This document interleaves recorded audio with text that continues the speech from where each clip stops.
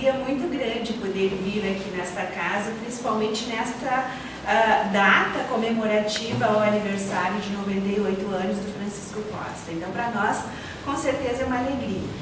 Imaginemos 98 anos, quantas histórias já se passaram aqui. Neste, que segundo a história, a gente sabe que é um dos séculos, né, onde tem aparecido tanta violência, tanta falta de saúde, tantas questões que nós temos que dar conta pela necessidade evolutiva do nosso planeta. Nós que somos espíritas sabemos deste período de transição planetária, a qual nós podemos acompanhar bem claramente na obra de Divaldo Pereira Franco, que nos fala então dessa transição planetária.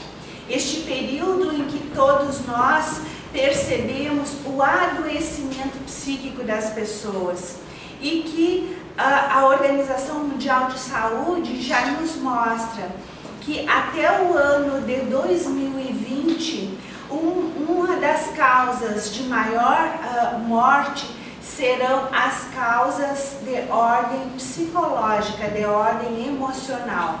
A primeira causa seria na área da cardiologia, então os infartos, e em segundo lugar, então nós vamos ver as doenças emocionais. E está aí a depressão e o suicídio nos mostrando exatamente isso que a Organização Mundial de Saúde já vem nos demonstrando há mais ou menos uns 10 anos. Então, com certeza, todos nós que fazemos parte de uma casa espírita devemos ser gratos por já estarmos aqui e por termos o conhecimento espiritual. E cabe a todo aquele que já conhece a Deus e, por consequência, o Evangelho do Cristo, estar aberto e receptivo, porque muitas e muitas criaturas adentrarão as nossas casas espíritas necessitadas de consolo, de esclarecimento e para que, por consequência, desenvolvam a humanização. Todo indivíduo que não conhece a Deus, que não tem conhecimento de que é um ser espiritual, ele é mais propenso ao adoecimento, porque vive como se esta fosse a única existência e vivendo em circunstâncias extremamente materialistas, o indivíduo perde a consciência de si mesmo. Daí o porquê devemos ser gratos a essa doutrina que já nos esclareceu e consolou e que nos deixa diante da vida cheio de esperança, porque faz com que nós entendamos o verdadeiro sentido da vida, que é o sentido da evolução. Então, quando nós trouxemos este tema, Jesus, médico das almas, a gente vai vendo que antes mesmo da doutrina espírita, este médico já estava à nossa disposição. E nós, pelo nosso estágio evolutivo, não conseguíamos compreender essa mensagem do Cristo e que nós vamos, a partir de agora, conversarmos um pouquinho a respeito, então, do porquê que nós não conseguimos. Um dos motivos é a nossa educação religiosa. Todos nós somos oriundos de outras crenças. E uma das crenças a qual a maioria de todos nós veio, que é o catolicismo, nos apresentou, então, através de Moisés, na primeira revelação cristã, um Deus que castiga, um Deus cruel, um Deus punitivo. E nós, em algum momento da nossa vida, ao crermos neste conhecimento, muitas vezes nós tínhamos muito mais medo de Deus do que propriamente amor. Então nós cumpríamos com todas aquelas exigências por temor a Deus. E muitas vezes a gente ainda escuta nos dias de hoje as pessoas dizerem: eu sou temente a Deus. E quando Jesus vem e nos apresenta então um Deus que é Pai, Jesus vem e nos diz que Deus é Pai. Ou seja, nós passamos a nos relacionar com Deus de uma forma diferente, ou seja, não vamos mais fazer promessas e barganharmos. Ou seja, eu vou ser bom, se o Senhor me ajudar, eu faço isso, isso e isso. E não barganhamos mais com Deus, com a apresentação de Jesus, que Deus é Pai de amor e bondade. E a própria relação que nós tínhamos com Cristo era um Cristo crucificado, ou seja, distanciado de nós. E aí nós vamos percebendo, né, que todas essas crenças que nós internalizamos de forma então equivocada, fez com que nós nos posicionássemos diante da vida de uma forma muitas vezes irresponsável. Por quê? Porque nós prometíamos, assim que éramos atendidos, nós esquecíamos daquela promessa e seguíamos novamente nos comprometendo. Então, essa relação de barganha com Deus fez com que nós não compreendêssemos o verdadeiro sentido da vida e muitas vezes nos relacionássemos com Deus como se Ele efetivamente fosse cruel. Então, quando Jesus vem e nos apresenta Deus como Pai, Ele nos fala a respeito das oportunidades. Ele fala da vida como uma oportunidade. Ou seja, nós estamos aqui no plano físico como uma oportunidade deste Deus, que é Pai, de amor e bondade, e que nos oportuniza que estejamos aqui para que nós possamos ter uma nova conduta, para que nós possamos então desfazer os mal entendidos das existências pregressas, as quais nós nos invocamos, nos comprometemos e agora temos uma nova oportunidade. Ou seja, esse Deus que Jesus nos apresenta não é mais um Deus punitivo, um Deus cruel e nem um Deus que castiga, mas um Deus de amor que diz: meu filho, vai, tenta de novo, vai lá, repete a lição. Como aquele professor na escola que ensina a lição para o seu aluno, ele não se sai bem na prova e tem a oportunidade de uma outra prova. E aqueles que não conseguem passar de ano terão que repetir. Então nós somos os alunos repetentes que estamos aqui para darmos conta então deste ano, né, de estudo, ou seja, desta existência de estudo, e tentarmos fazer mais e diferente do que fizemos no passado. E assim, então, nós vamos conseguindo perceber, sim, que recebemos uma oportunidade. E aí nós descrucificamos Jesus. Nós paramos de nos relacionarmos, então, com Deus de forma barganhosa e também de forma culposa. Porque nos foi inserido que Jesus morreu por nós. E nós passamos, então, a absorver esta culpa. E com culpa você leva as pessoas para o lado que você quer. Só que não as deixa mais responsáveis. E aí nós vamos observando então que a proposta então do Evangelho de Jesus, de conhecermos o Evangelho de Jesus, é para que nós nos libertemos deste homem em conflito, deste homem com comportamentos arraigados no passado, deste homem que está aqui numa existência e que precisa então permitir o brilho da sua luz. E aí, nesta passagem, de João, a gente vai ver o seguinte: se permaneceres em mim e as minhas palavras permanecerem em vós, pedirei o que quiseres e vos será feito. E quando nós escutamos essa assertiva de Jesus, muitas vezes nós não compreendemos o que ele quis dizer, porque nós não conseguimos entender as palavras de Jesus. E muitos atribuem a falta de compreensão porque Jesus falava por parábolas. Mas não há maneira mais simples e mais fácil de aprendermos do que as histórias. Tanto é que se conta histórias para as crianças para que elas possam memorizar os ensinamentos morais. Certamente que para os adultos também é necessário que se conte histórias. E as parábolas foi a forma que Jesus utilizou o método para ir ao coração daqueles homens que muitos deles eram iletrados, muitos deles não tinham a educação convencional. Então era necessário que se utilizasse daquela ferramenta do cotidiano, daqueles homens simples, para que eles pudessem então compreender as palavras de Jesus, que não é o nosso caso. As palavras de Jesus na atualidade nós podemos perfeitamente compreender. Mas afinal de contas, e por que nós não compreendemos ainda? Então, Joana de Ângeles, no livro Vida, Desafios e Soluções, ela nos apresenta então Jesus como nosso psicoterapeuta. Ou seja, Jesus tem essa capacidade de nos fazer uma terapia, e é através do seu Evangelho. Então, se Jesus é o psicoterapeuta, se o Evangelho é o tratado de psicoterapia, por que ainda não somos felizes? Por que ainda não aprendemos a vencer as nossas dificuldades? Por que permanecemos ainda em conflito? O que acontece? E por que até o ano de 2020, a doença que mais vai matar são as da área psicológica, ou seja, a depressão. Então, vamos tentar descobrir ao longo da nossa fala. Quando Jesus foi buscar para que fossem seus seguidores, seus apóstolos, ele não foi lá buscar aqueles homens que já tinham o conhecimento. Ele buscou aqueles homens simples que estavam lá à beira do rio pescando. Ele faz o convite para os irmãos Pedro e André, para que ambos seguissem junto com eles e que se tornassem então pescadores de homens.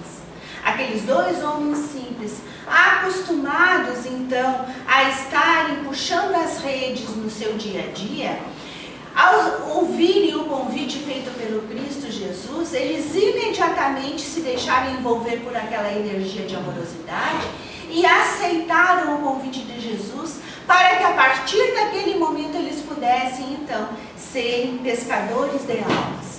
E assim Jesus seguiu então fazendo os seus convites. E Pedro, eis as características de Pedro. Ele era o mais forte, determinado, sincero do grupo. Porém, ele era inculto, iletrado, intolerante, irritado, agressivo, inquieto, impaciente, indisciplinado e não suportava ser contrariado. Olhem só. Então, o que Jesus está nos mostrando com isso? Ele era tão impulsivo, Pedro, que quando os soldados do Sinédrio foram buscar a Jesus, Pedro pegou a espada e cortou a orelha de um soldado, a qual Jesus diz o seguinte: Pedro, embainha tua espada. Ou seja, ele foi tão impulsivo que ele não conseguiu perceber a inconsequência do seu ato, que estava colocando a vida de todos os outros que se encontravam ali em risco. Até Jesus então regenera a orelha do soldado e ele então se separa do grupo naquele momento. Nós vamos observar então que estas eram as características de Pedro, o pescador. A seguir, nós vamos ver que Jesus fez um outro convite. Eis que ele vai na coletoria de impostos, que se equivale à atual Receita Federal, e acha um homem chamado Mateus. Ele era conhecido pela corrupção. Ele era um homem que tinha uma péssima reputação por ser publicano e coletor de impostos. Muitas vezes os impostos que ele coletava, ele desviava fazendo orgias. Mas Jesus vai à coletoria e convida Mateus para que ele chama Levi: quero te convidar para que você agora seja coletador de almas. E ele o acompanha. Desculpa.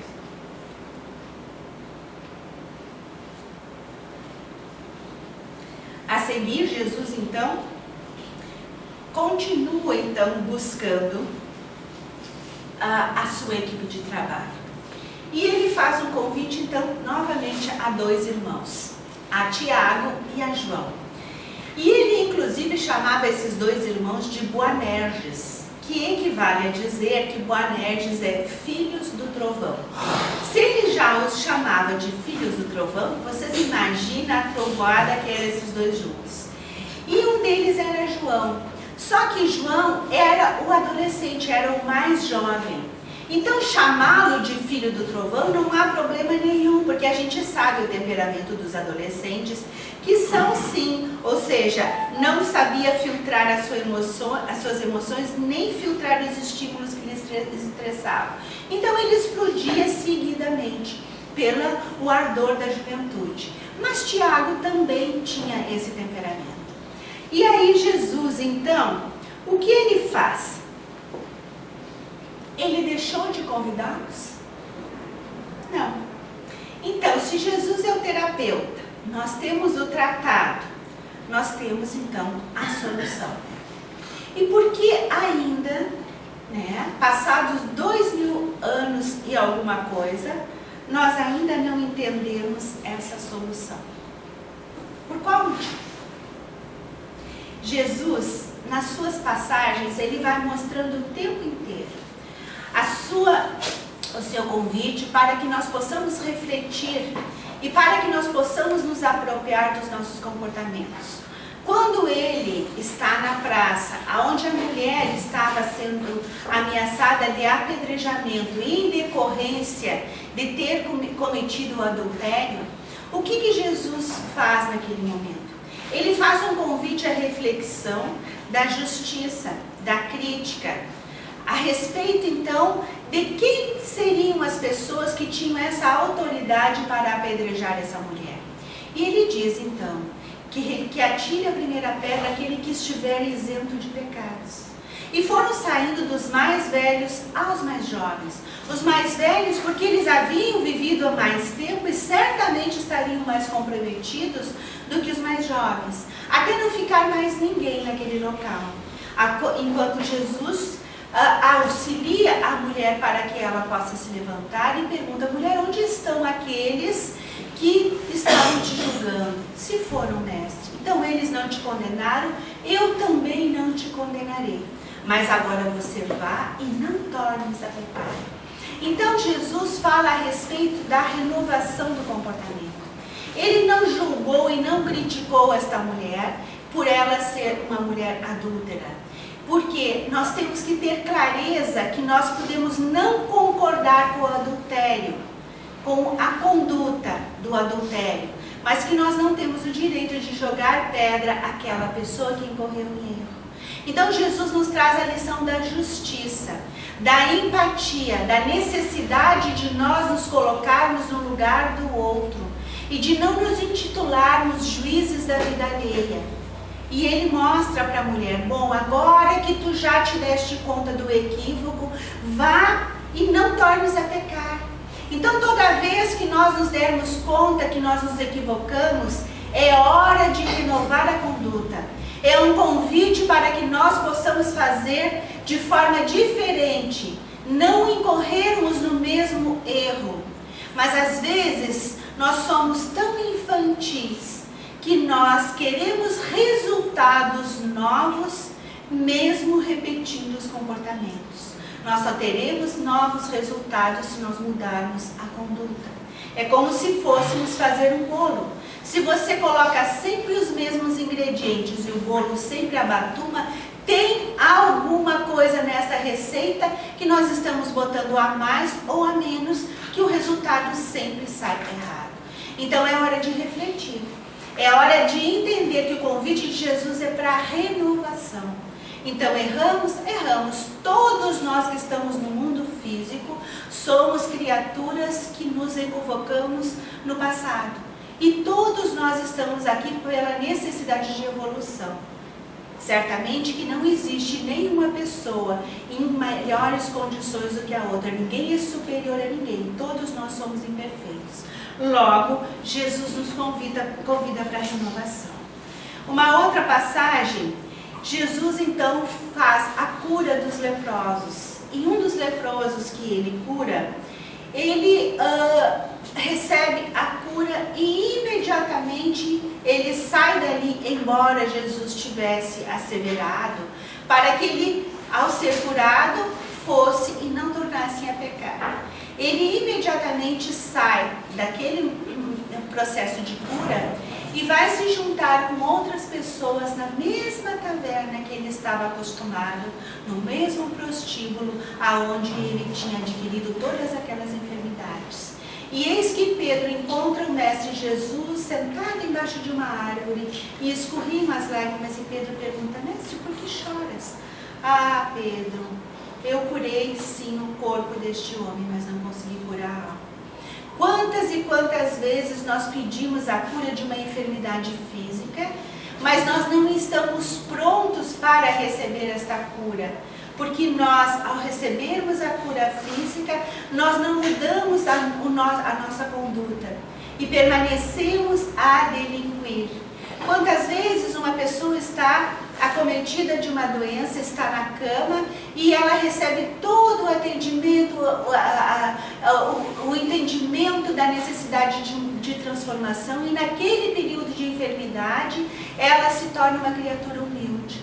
Mas assim que ela consegue levantar da cama, ela imediatamente continua, às vezes, com um comportamento agressivo, com um comportamento de cobrança, com um comportamento austero em relação às outras pessoas. Se torna inflexível. E a pessoa que é inflexível, ela, com certeza, ela cronifica o comportamento, e ao cronificar o comportamento, ela volta para o mesmo adoecimento de antes. Então é necessário que nós lembremos que no momento que nós estamos conseguindo alcançar algum benefício, é o momento de nós termos gratidão com a mudança de comportamento. Não por aquele comportamento de, eu vou me comportar agora se eu receber esta graça. Não. Nós temos que mudar o comportamento porque nós compreendemos que só através da mudança de comportamento é que nós vamos mudar a nossa psicosfera. Quando nós praticamos o bem, quando nós saímos do comportamento irritadiço, agressivo, nós construímos uma psicosfera mais organizada, ou seja, nós ficamos com uma vibração mais leve. E assim, com certeza, com essa vibração mais leve, nós passamos então a refletir isso nas nossas relações.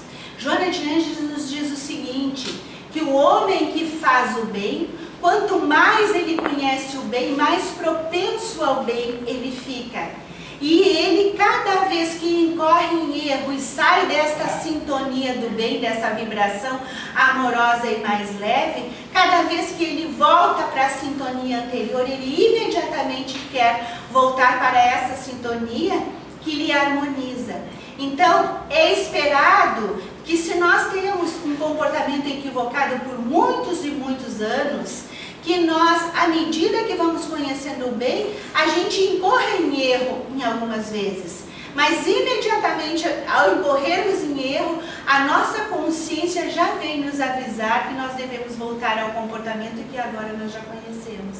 Então nós passamos a fazer o bem, não porque seremos punidos, mas porque nos sentimos envolvidos por aquela vibração e nos sentimos mais equilibrados. E isso gera saúde, bem-estar, alegria e vontade de viver.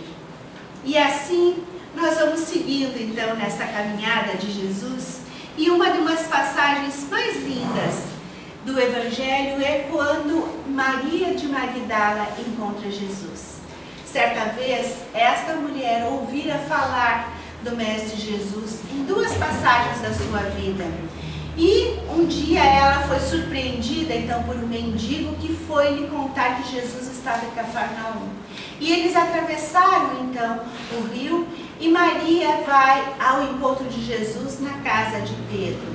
E ela estava muito amedrontada de encontrar com o Mestre, pois afinal de contas ela tinha uma vida totalmente desregrada, era uma prostituta de luxo. E ela chega então na porta e enxerga a silhueta do Mestre pelas claridades da lua. E quando ela chega silenciosamente, Jesus estava de costas e diz: entre, Maria. E ela, muito tímida, vai devagar em direção ao Mestre, diz: Senhor, tu sabes como é o meu nome? Sim, o bom pastor conhece a todas as suas ovelhas, Maria. Entre, Maria. E ali eles conversam por alguns minutos e Jesus diz a Maria: Maria, cuida dos teus filhos. Ah, Senhor, eu tive o meu ventre varado inúmeras vezes, mas jamais pude conceber um filho, Senhor. Maria, cuida dos teus filhos. Cuida dos teus filhos no mundo, Maria.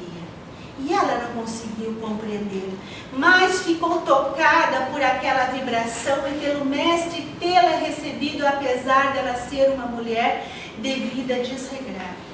E ao sair dali, ela volta para Magdala, aonde ela era conhecida por Maria de Magdala, decorrente do nome da cidade onde ela residia, e todos diziam que Maria de Magdala havia enlouquecido, porque ela deu a todos os seus pertences aos mendigos, aos mais pobres, e deixou à disposição para aqueles que não tinham casa, a sua casa. E saiu apenas com uma veste simples e com um jarro de bálsamo na cabeça. E a partir daquele dia, onde quer que Jesus estivesse pregando, lá estava aquela mulher a assistir à sua pregação. Então, eis a mulher que se reabilita. Jesus vem e reabilita a mulher que era um ser secundário naquela época. E é claro que, eventualmente, ainda nos dias de hoje, a gente ainda percebe a condição em que algumas mulheres são tratadas com violência e agressividade dentro dos seus próprios lares, que é um comportamento oriundo ainda daquele ser que não tem Deus despertado dentro de si e que não sabe respeitar o seu semelhante de caminhada. Nós vamos ver que Jesus, então, tinha sempre um grupo de mulheres a acompanhá-lo. Entre elas, Maria, sua mãe, Maria de Nazaré, e Maria, agora não mais de Magdala, mas Maria Madalena. Quando ele faz essas considerações a Maria, ele então vem com a proposta de reabilitação deste ser que era então colocado de lado. Se estás doente, meu amigo, acima de qualquer medicação, aprende a orar e a entender, a auxiliar e a preparar o coração à grande mudança. E a oração é uma das formas com que Jesus nos oportunizou quando ele nos ensinou o Pai Nosso. Ele fez o convite para que nós pudéssemos orar.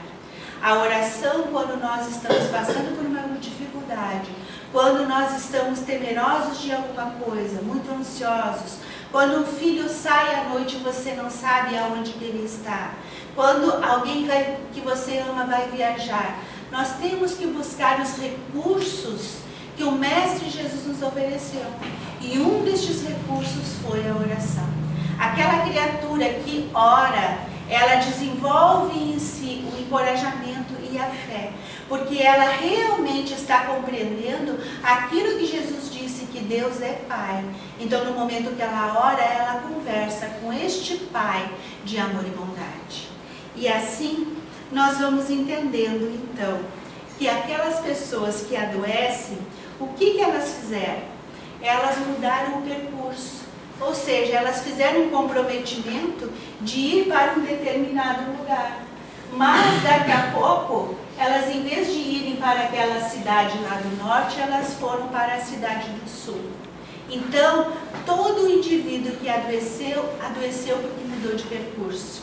Então, a enfermidade, ela faz o mesmo trajeto que é a estrada do desequilíbrio. Quando nós vamos para uma outra estrada, que é diferente daquela estrada a qual nós havíamos então feito a nossa programação espiritual e não fizemos, é justamente neste momento que nós adoecemos, para que a gente volte então para o percurso.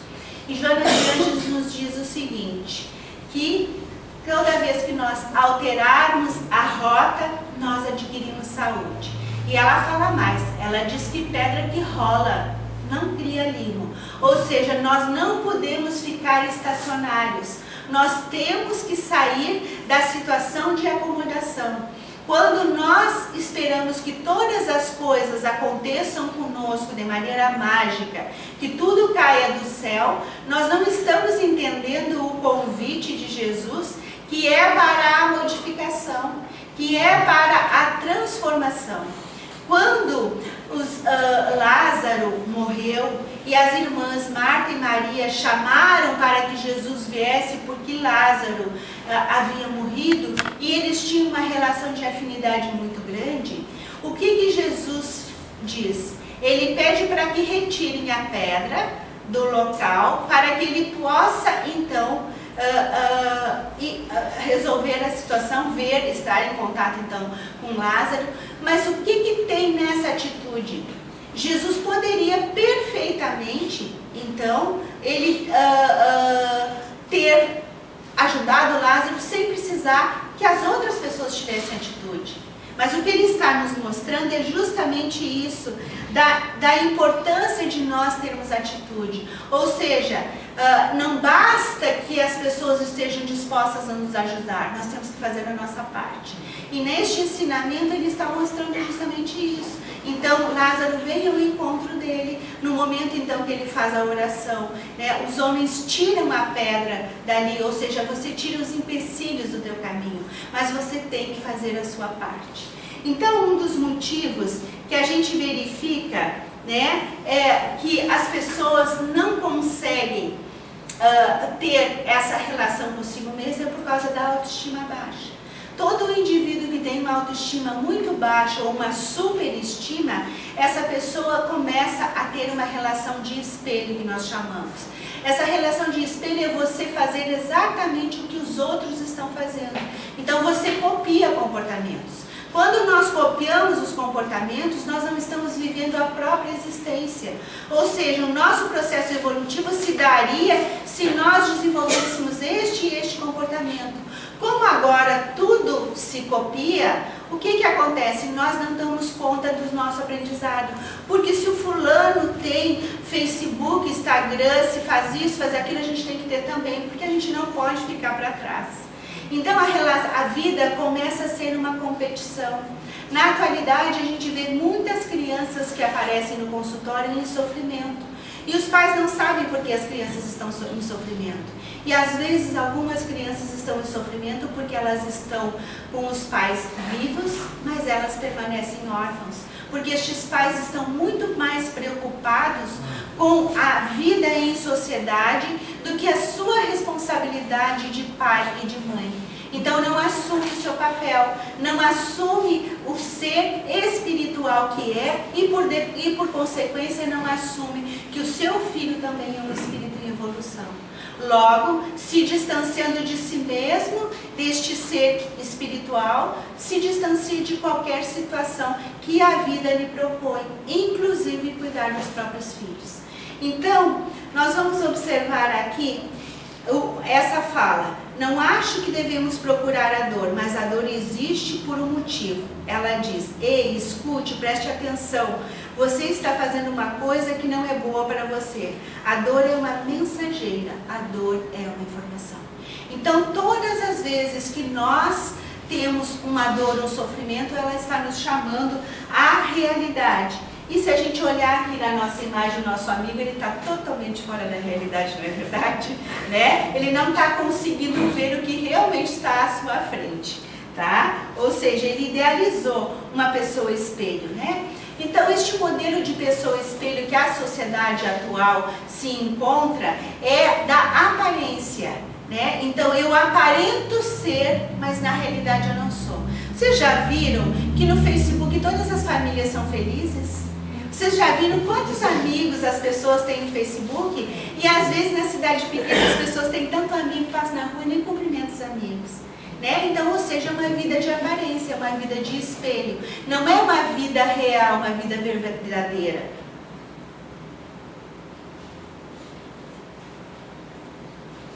Então as pessoas se colocam como homens e mulheres maravilhas e perdem a conexão com o ser espiritual. E quando nós perdemos a conexão com o ser espiritual, nós adoecemos, nós entramos em depressão. Então, qual é a verdade sobre a doença? Quais os motivos que levam a adoecer? O que você está querendo dizer à sua volta com essa enfermidade? Quando nós vamos fazendo esses questionamentos, nós descobrimos algumas verdades. E algumas dessas verdades, né, vocês certamente já ouviram falar, né? Ao descobrirmos essas verdades, poderemos encontrar outros meios menos dolorosos para a satisfação das nossas necessidades emocionais.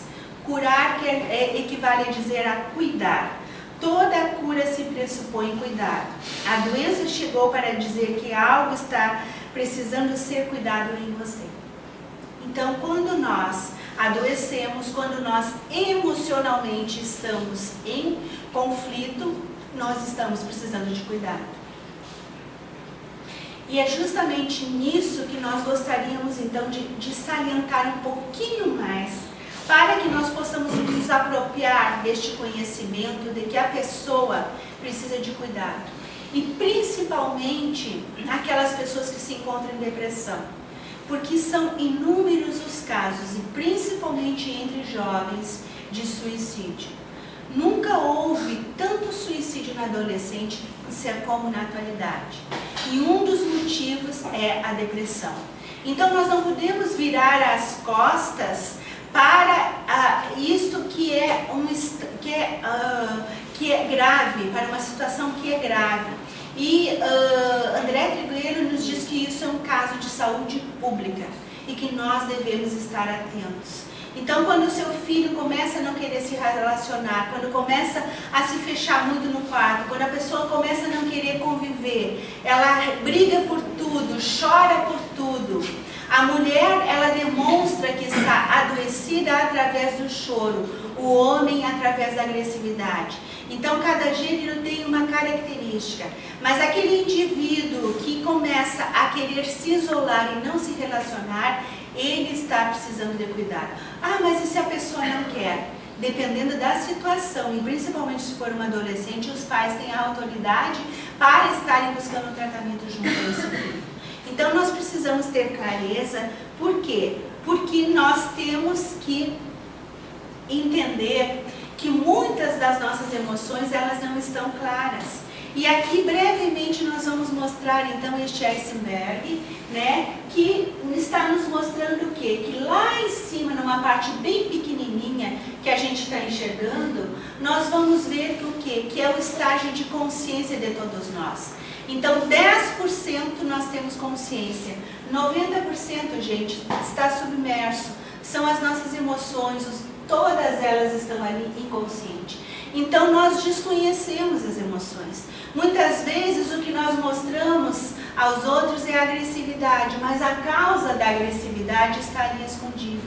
Portanto, se nós nos relacionamos com os outros baseados no nosso inconsciente, se 90% é o inconsciente que nos move, então pensemos nós que tipo de relação nós estamos estabelecendo.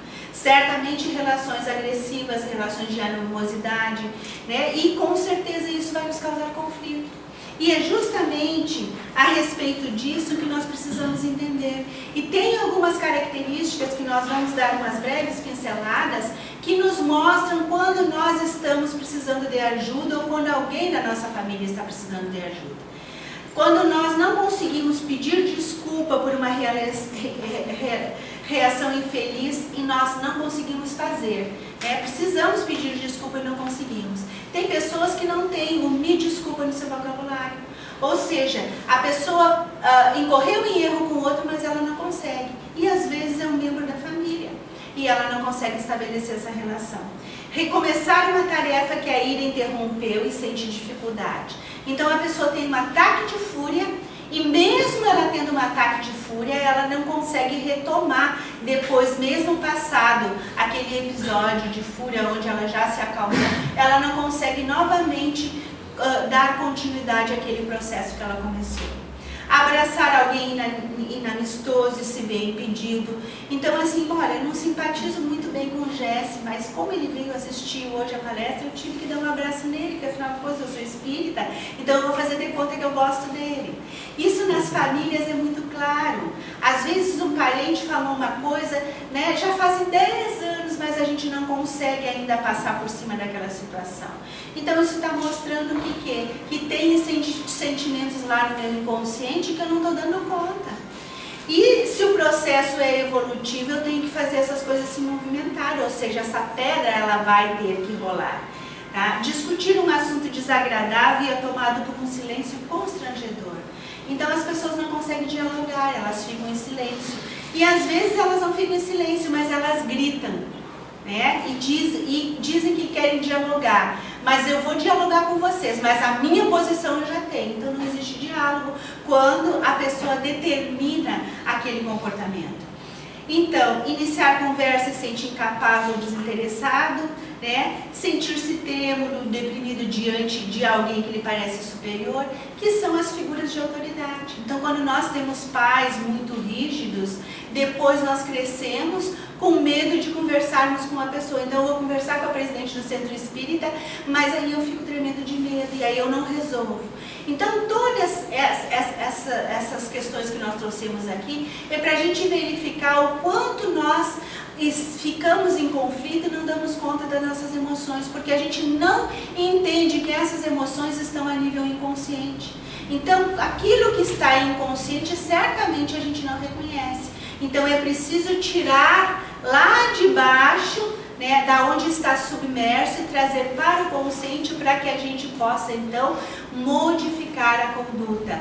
E Joana de Ângeles nos diz o seguinte, que o sentido da vida é nós trazermos luz na escuridão do ser, ou seja, tudo que está, então, submerso está escuro. Nós precisamos tirar de dentro para iluminar. E iluminar é quando a gente se dá conta, quando a gente consegue olhar e reconhecer as nossas dificuldades, para que, ao reconhecer a dificuldade, a gente tome providências sobre este assunto.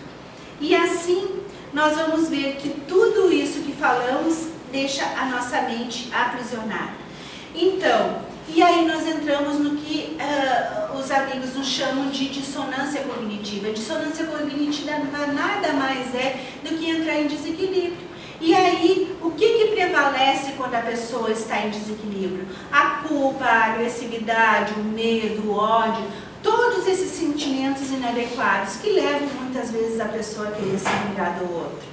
E quando nós entramos em consonância cognitiva, quer dizer que nós, então, estamos propensos ao bem, ou seja, tudo aquilo, a alegria, né, a amorosidade, o respeito, a compreensão do outro, faz com que a gente mude a psicosfera e essa psicosfera realmente fique luminosa. E aí, os amigos nos dizem o seguinte, que às vezes, né, abrir os olhos pode ser a coisa mais dolorosa que você já teve que fazer. E é abrir os olhos da alma, né? É reconhecer que nós precisamos nos modificar e que não é uma coisa muito fácil. A hora mais difícil, segundo Chico Xavier, é a hora de nós modificarmos. E aí nós vamos vendo então, novamente, como que Jesus, ele se estabelece na nossa vida como médico das almas. Numa das passagens, nós falávamos então de que Pedro havia sido intempestivo no momento em que Jesus fora levado pelos soldados do Sinédrio. Depois disso, então, ele se afastou e toda vez que alguém via Pedro à espreita e dizia, olhe, ele é um deles. E Pedro saía e dizia que não fazia parte do grupo. Até que, num momento em que Jesus estava sendo carregado pelos corredores então do castelo, Jesus e Pedro se encontram os olhares. E naquele momento então em que Pedro encontra os seus olhos com o Cristo, ele dá-se conta de que eles haviam tido então na última ceia uma conversa onde Jesus disse que naquela mesma noite um deles iria traí-lo. E Pedro fora tomado de surpresa e disse, mestre, eu te amo, eu jamais te trairei. E Jesus disse, Pedro, antes que o galo cante pela segunda vez, você já terá me traído 3 vezes, Pedro. E foi exatamente no momento em que os olhos de Pedro se encontraram com os olhos do mestre, o galo canta pela segunda vez. E Pedro, então, dispara daqueles que diziam, ele é um deles. Ele sai em disparada e fica debaixo de uma árvore a chorar compulsivamente, porque ele dera-se conta que ele havia cumprido com aquilo que Jesus havia dito e havia traído o seu mestre que ele tanto amava. E ele chorava até que, espiritualmente, Jesus se aproxima dele e ele pede perdão. Senhor, me perdoa, meu mestre. E Jesus então assevera lhe dizendo o seguinte, Pedro, os homens são muito mais frágeis do que cruéis. traz então esse ensinamento, mostrando que todos nós que estamos aqui no mundo físico somos criaturas frágeis e que precisamos perceber a nossa fragilidade e a nossa imaturidade nos momentos derradeiros da nossa vida, onde muitas vezes nos é proposto um caminho e nós escolhemos ainda aquele caminho da porta larga, como crianças vacilantes que não sabem muito bem para onde ir. E que Jesus, então, como médico das almas, vem e nos fala dessa nossa fragilidade, mas ainda assim Ele não desiste de nós, como não desistiu de Maria de Magdala, como não desistiu de nenhum dos seus apóstolos, mesmo quando este se encontrou na cruz apenas acompanhado por um grupo de mulheres e de João, que era o seu discípulo mais novo. E assim, nós vamos vendo então que Jesus, como médico das almas, ele fez um tratamento junto a esses que ele escolheu. Ele não escolheu homens prontos, ele escolheu homens simples, criaturas como nós que estamos aqui, cheias de imperfeições, mas que ele jamais deixou de acreditar em todos eles. Pedro, após conviver com Jesus, ele identificou então Jesus como Messias, Filho do Deus vivo. E quando ele foi morto, ele pede para que seja crucificado de cabeça para baixo, porque ele não era digno de ser crucificado da mesma forma que o seu mestre fora crucificado. Então, será que o tratamento de Jesus deu certo? Certamente que sim. Nós vamos observar também que Mateus, aquele coletador de impostos e corrupto, ele foi então um dos evangelistas e que também fez a sua caminhada após a crucificação do mestre e também, esteve junto com aqueles homens pregando. Nós vamos ver também o Boanerges, aquele que era tão impertinente, o evangelista João, que foi o único deles que não fora morto, que morreu de velho.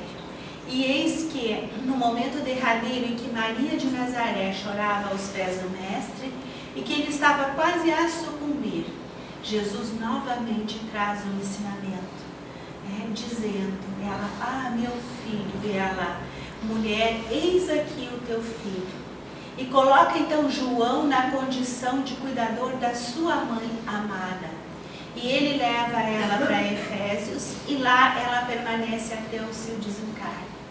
Então nós vamos vendo que o Evangelho de Jesus possibilitou a todos estes homens que nós apresentávamos no início como criaturas cheias de imperfeição, mas que com a proposta do Mestre, todos eles fizeram aquilo que era possível para se melhorarem, para fazerem um bom uso deste tratado de psicoterapia que é o Evangelho de Jesus e atendendo então o chamado deste psicoterapeuta.